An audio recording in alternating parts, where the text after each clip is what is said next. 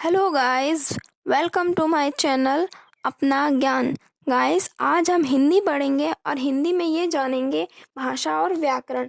भाषा और व्याकरण हमारे जीवन में कैसे प्रयोग होती हैं। चलिए देखते हैं भाषा और व्याकरण।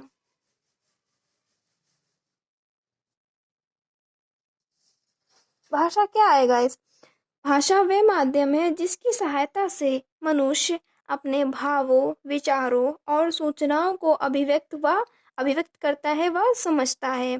जैसे कि अगर हमें किसी से बात करनी है तो हम उसे बोल के करते हैं, या फिर अगर कोई हमसे दूर है, हमारे आसपास नहीं है और किसी से हमें अपनी बात कहनी है, उसके तक पहुंचानी है, तो हम लिख कर करते हैं। या फिर अगर हमारा कुछ मन कर रहा है कि हमें ये चाहिए या हमें वहां जाना है, तो वो हम मन में सोचते हैं, वो किसी को पता नहीं चलता है। ये सब भाषा के अंदर आता है। तो भाषा का अर्थ क्या हुआ? भाषा किसे कहेंगे? आइए, अपने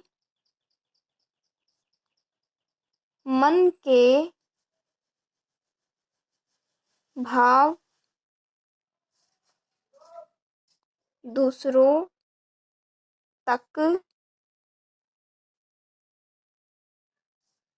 पहुंचाने के लिए हम जिस साधन का प्रयोग करते हैं उसे भाषा कहते हैं। भाषा किसे कहते हैं? जिसमें हम अपने मन के भाव दूसरों तक पहुंचाने के लिए जिस भी साधन का प्रयोग करते हैं उसे भाषा कहते हैं। जैसे हम बोल के करते हैं, लिख के करते हैं, या अपने मन में कुछ सोचते हैं, ये हमारा एक भाव हो गया जो सिर्फ हमें पता है, किसी दूसरे को पता नहीं चलता है। अब देखिए क्या कहना है आगे। भाषा के रूप। भाषा के दो रूप होते हैं, सभी को पता होगा। एक होता है आपका लिखित और एक होता है मौखिक। ठीक है। लिखित भाषा वह होती है जिसमें हम अपने विचार किसी दूसरे को लिख कर प्रदर्शित करते हैं, और मौखिक भाषा वह होती है जिसमें हम अपने भाव को अपने मुंह के द्वारा बोलकर प्रदर्शित करते हैं, वो मौखिक भाषा होती है।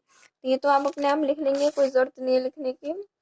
आगे आएंगे हम कि भाषाएं आखिर कितने प्रकार की होती हैं, किस तरह से बोली जाती हैं, कितनी प्रकार की बोली जाती हैं। जैसे कि आप लोगों ने बहुत सारी भाषाएं पढ़ी होंगी। हिंदी, संस्कृत, पंजाबी, उर्दू, गुजराती आदि। और भी आप बहुत सारी भाषाएं हैं, ये सब आपने पढ़ी होंगी। ये सब भाषाएं हैं अनेक प्रकार की जो हमारे यहाँ बोली जाती हैं। लेकिन हिंदी जो है, हिंदी भारत की राष्ट्र भाषा है। हिंदी भारत की राष्ट्रभाषा है और सभी भाषाएं हमारे भारत में बोली जाती हैं। अब देखिए आगे हम क्या पढ़ेंगे। लिपि। लिपि लिपि क्या होती है कि हम जैसे बोलते समय हमारे मुंह से ध्वनियां निकलती हैं। इन ध्वनि को लिखने के लिए कुछ विशेष चिन्ह होते हैं जो ध्वनि चिन्ह कहलाते हैं। देखिए, जब हम कुछ भी लिखते हैं हिंदी में, हिंदी की बात है तो हिंदी में जब हम कुछ लिखते हैं तो जो हम उसको लिखते वक्त उसमें चिन्ह प्रयोग करते हैं, उसे जिस भाषा में लिखते हैं उसे हम लिपि कहते हैं। यानी कि भाषा को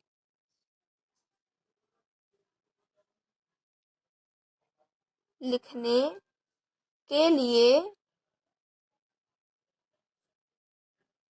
जिन चिन्हों का प्रयोग करते हैं उन्हें लिपि कहते हैं।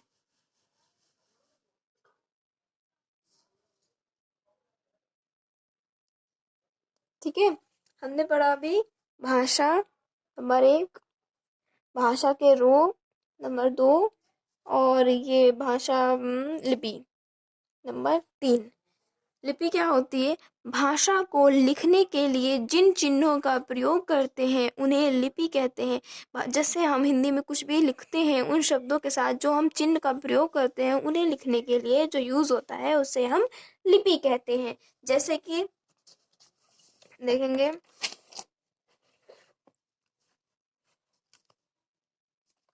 भाषा का नाम लिख लेते हैं पहले।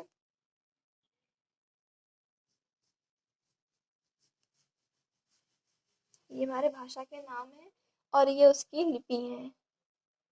अब देखिए, अगर हम संस्कृत लिखते हैं तो उसकी लिपि कौन सी होगी?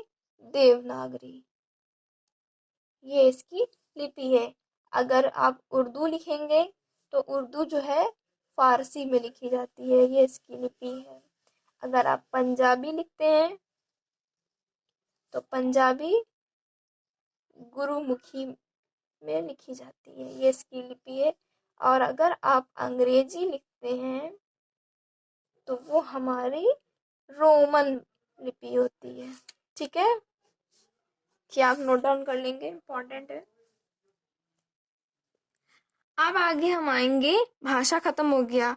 हमने 2 चीज थी, एक हमारा था भाषा एंड व्याकरण। भाषा हमने पढ़ ली, भाषा के अंदर जितनी भी चीजें आती हैं वो पढ़ ली। अब पढ़ेंगे हम व्याकरण। व्याकरण क्या है?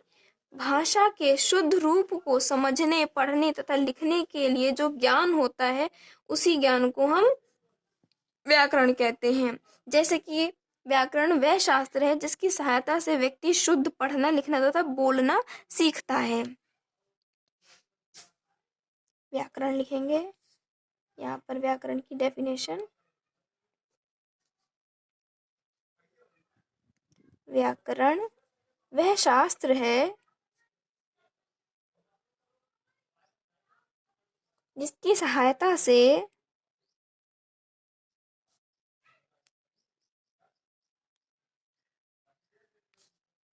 व्यक्ति शुद्ध पढ़ना, लिखना तथा बोलना सीखता है, तथा बोलना सीखता है।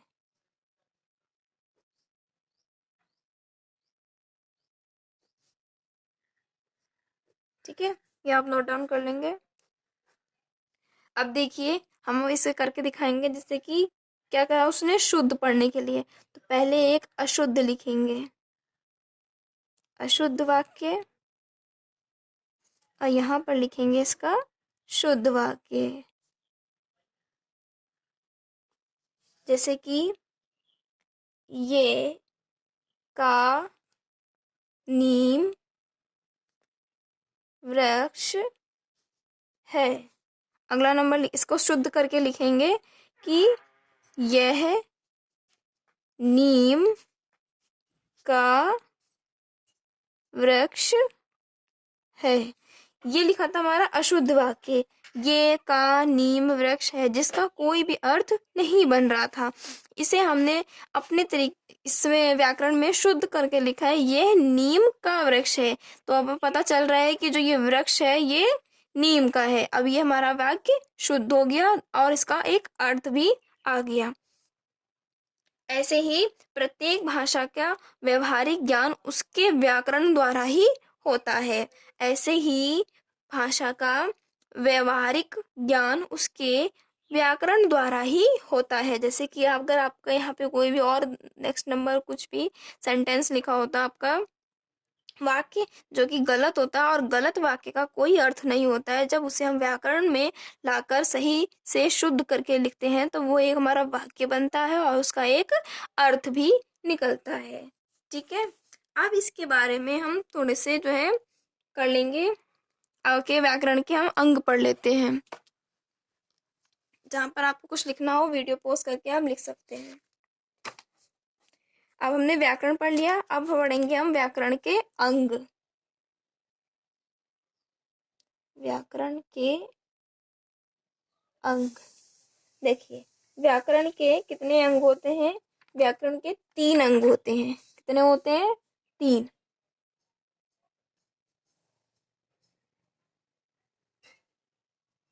अच्छे से इसका फ्लो चार्ट बना लीजिएगा, याद रहेगा आपको।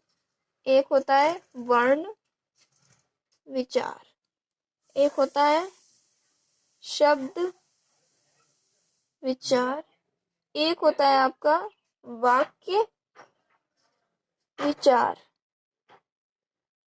ठीक है, देखिए वर्ण विचार क्या होता है मैं आपको समझा दे रही हूँ। वर्ण विचार क्या होता है? वर्ण भाषा की मूल इकाई है। इस अंग के अंतर्गत वर्ण, वर्णमाला, वर्णों के भेद, उनके उच्चारण तथा प्रयोग आदि पर विचार किया जाता है।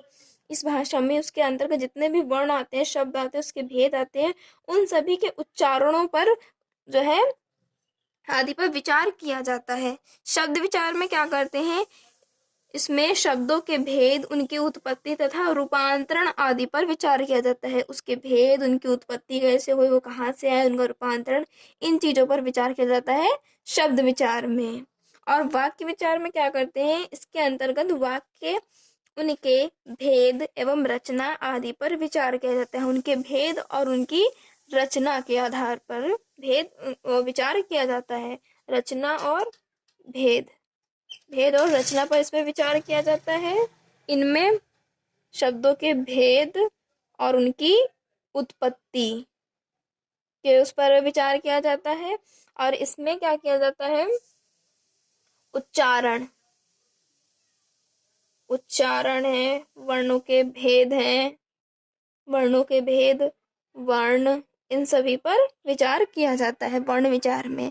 वर्ण विचार में विचार किया जाता है कि वर्णमाला, वर्णों के भेद, उनके उच्चारण पर विचार किया जाता है।